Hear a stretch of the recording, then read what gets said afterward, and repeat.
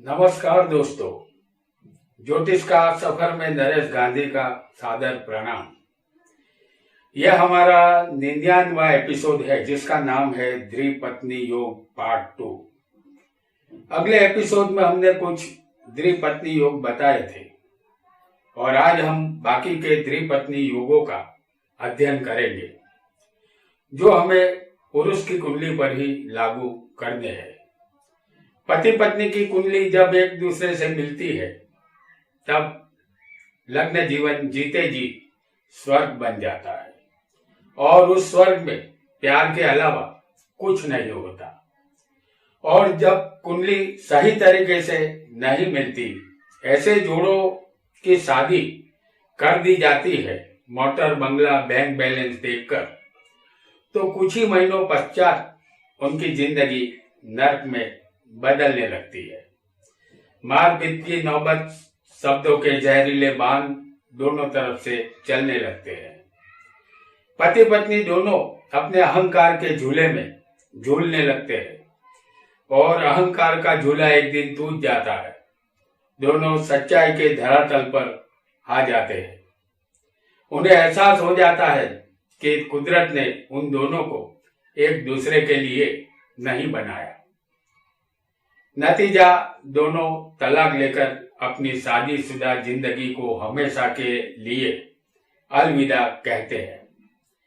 नव जीवन शुरू करने के लिए दोनों तरफ एक नए पात्र के लिए खोज आरंभ हो जाती है। हमने अक्सर देखा है कि जब 7वें स्थान में सूर्य, शनि, मंगल, राहु जैसे पापी ग्रह हो या उन्हीं चारों ग्रह की दृष्टि 7वें स्थान पर पड़ रही हो तो लग्न जीवन कभी सुखी नहीं होता, अर्थात द्विपत्नी योग बनता है। आइए जानते हैं बाकी के द्विपत्नी योगों के विषय में।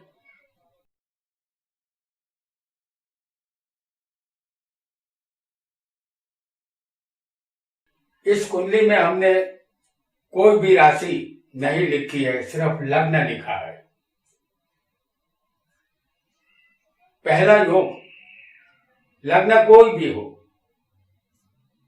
पहले, चौथे, 7वें और 11वें स्थान में मंगल द्विभार्या योग करता है। जैसे कोई भी लग्न यहां हो सकता है। मंगल पहले,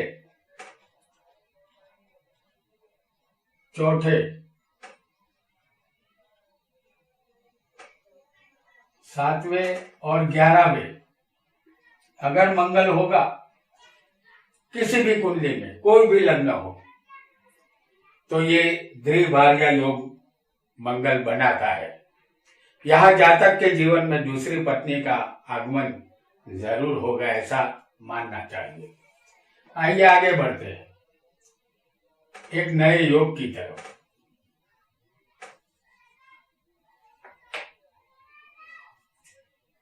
ये दूसरा योग है, कोई भी लग्न हो, उच्च का ग्रह लग्न में हो और लग्नेश कहीं भी बलवान हो तो द्विपत्नी योग बनता है। जैसे हम आपके सामने आपको दिखा रहे हैं मकर लग्न और यहाँ मंगल बैठा है। यह उच्च का मंगल है क्योंकि मकर राशि में मंगल उच्च का बनता है, तो ये उच्च का मंगल है। अब लग्नेश जो शनि बनता है वो बलवान होना चाहिए कहीं भी, तो यहां आएगी तुला राशि और लग्नेश होगा शनि, जो हम आपको कर्म के स्थान में दिखा रहे हैं। तो लग्नेश यहां बलवान है, उच्च का है और लग्न में एक पापी ग्रह बैठा है जो उच्च का है। तो ये योग भी जातक को दोबारा शादी का कष्ट इस जातक को करना पड़ेगा, ऐसा हमें मानना चाहिए क्योंकि ये द्विपत्नी योग है। आइए आगे बढ़ते हैं।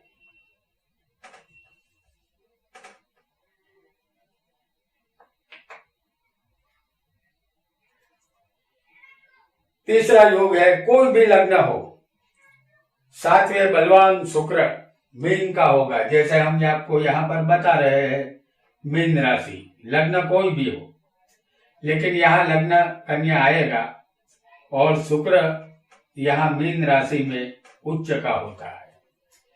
तो सातवें बलवान शुक्र मीन का होगा तो अनेक स्त्रियों से शारीरिक ताल्लुकात रहेंगे।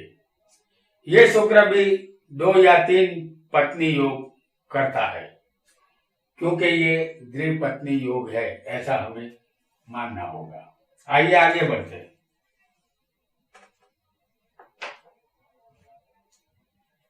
कोई भी लग्न हो, शुक्र पाप ग्रह के साथ हो और अपनी नीच राशि में हो तो द्विपत्नी योग बनाता है।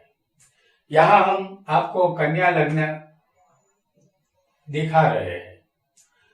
शुक्र नीच का इसी राशि में होता है, कन्या राशि में, तो ये नीच का शुक्र है। उसके साथ सूर्य मंगल शनि जैसे पापी ग्रह भी होने चाहिए।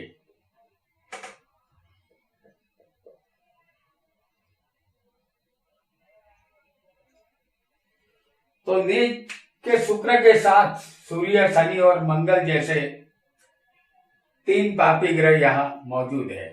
तो हमें समझना होगा कि इन सब की दृष्टि 7वें स्थान पर आएगी। तो ये रास्ते हैं दूसरी शादी के, और इसी रास्ते पर जातक की मुलाकात होगी दूसरी पत्नी से, यानी कि ये त्रिपत्नी योग है। आइए आगे बढ़ते हैं।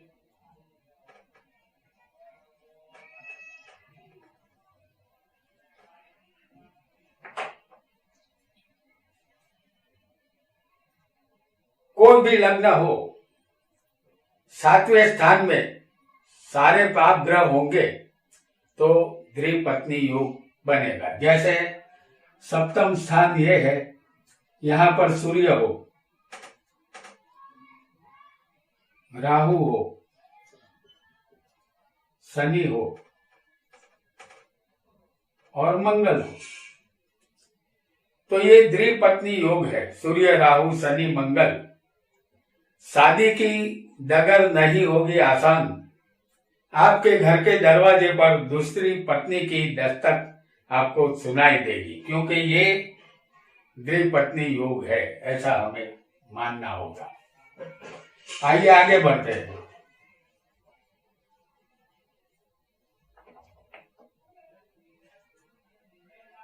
यह हमारा छठा योग है।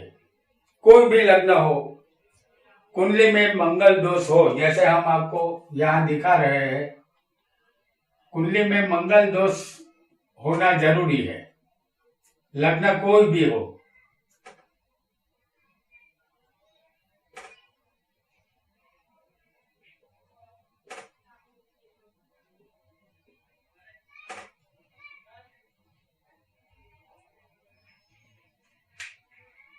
पहले, चौथे, 7वें, 8वें और 12वें मंगल होगा तो ये मंगल दोष वाली कुंडली बनेगी। तो कुंडली में मंगल दोष हो और सप्तमेश, यानी कि समझ लीजिए कि हम यहाँ पर एक लग्न आपको बताकर दिखा देते हैं, मेष लग्न। तो यहाँ सप्तमेश कौन बनेगा? शुक्र। और सप्तमेश अपनी नीच राशि का होना चाहिए। तो शुक्र जो सप्तमेश बना है वो कन्या राशि में शुक्र नीच का होता है, जो छठे दिखाया है हमने। सो सप्तमेश नीच का है और वो किसी पाप ग्रह के साथ 6, 8, 12वें होना चाहिए। तो पाप ग्रह कौन होता है? सूर्य, जिसके साथ ये शुक्र नीच का होकर के बैठा है। और ये सप्तमेश 6, 8 या 12वें होना चाहिए। तो हमने आपको दिखाया है छठे स्थान में। योग को फिर एक बार समझ ले। कुंडली मंगल दोष वाली होनी चाहिए। यहाँ पर किसी भी खाने में मंगल होना जरूरी है, तभी ये मंगल दोष वाली कुंडली मानी जाएगी। और सप्तमेश, क्योंकि यहाँ पर काल पुरुष की कुंडली का लग्न है, तो सप्तमेश बनता है शुक्र, और शुक्र कन्या में नीच का होता है, उसके साथ एक पापी ग्रह बैठा है। तो ये दोनों सूर्य और शुक्र या कोई भी बनता हो किसी की कुंडली में सप्तमेश, तो वो 6, 8, 12 में होना चाहिए और पापी ग्रह के साथ होना चाहिए। तो द्विपत्नी योग पक्का है। तो यहां हमने समझ लिया कि द्विपत्नी योग कैसे बनता है। तो ये योग भी दूसरी पत्नी को लाकर ही दम लेता है, ऐसा हमें मानना चाहिए। आइए आगे बढ़ते हैं।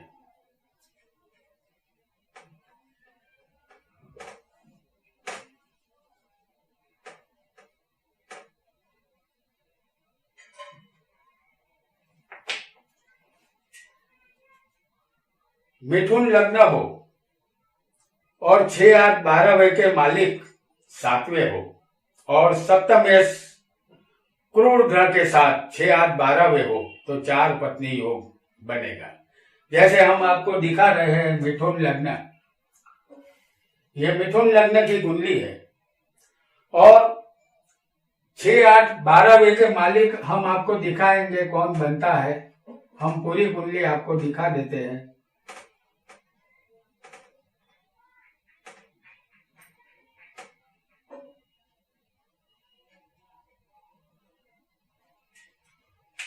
तो मिथुन लग्न हो और 6, 8, 12 के मालिक 7वें हो। जैसे यहाँ का मालिक 6ठे का मालिक बनेगा मंगल, 8वें का मालिक है शनि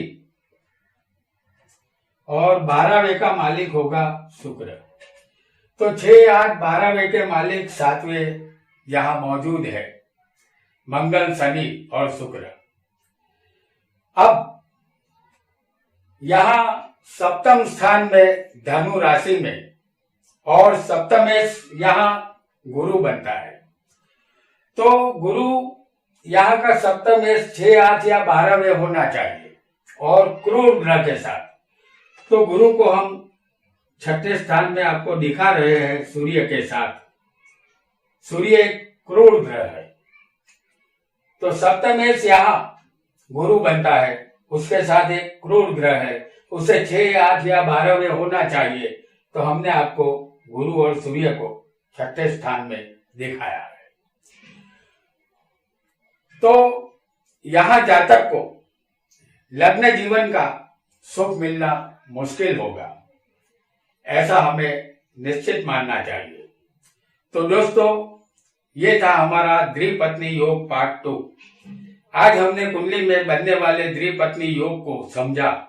हमारे अनुभव में आया है कि युवक की कुंडली में द्विपत्नी योग हो तो युवती की कुंडली में 7वां स्थान साफ सुथरा हो। जैसे युवती की कुंडली में 7वें पापी ग्रह ना हो, सप्तम पर किसी पापी ग्रह की दृष्टि ना हो, और युवती की कुंडली में दीर्घ आयुष्य के योग होने चाहिए, तभी जातक की कुंडली में बनने वाला द्विपत्नी योग शांत होगा। हमारा अगला एपिसोड 100वां एपिसोड है, जो हमारे विशेष शोध कार्य पर आधारित है। इसे देखना न भूले। आज के लिए इतना ही। आपका बहुत बहुत धन्यवाद।